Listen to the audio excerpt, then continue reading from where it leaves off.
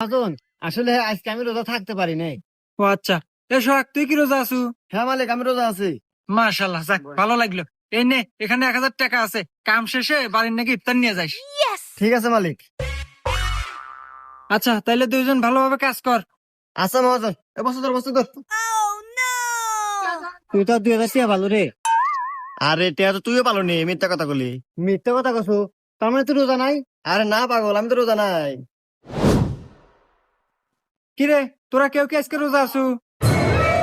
কি রে মালিক, আজকেও আছে? আজকে আমি ভুল হরমু না, আজকে আমি মিথ্যাটা কমু, দেখতেছি টিয়া আজকে ওতে আছে। হ্যাঁ মহাজন, আমি আজকে রোজা আছি। আর সোহাগ তুই? না মহাজন, হ্যাঁ সাথে চেতন পাই নাই। ও আচ্ছা, তাইলে তুই এক কাজ কর, বাসায় যা, বাসায় যা দেখ তোর ভাবি বিরিয়ানি রান্না করছে, যা খাওয়া দাওয়া করে আয়গা। আচ্ছা মহাজন, আমি আনি যাইতেছি। ধর ধর ধর।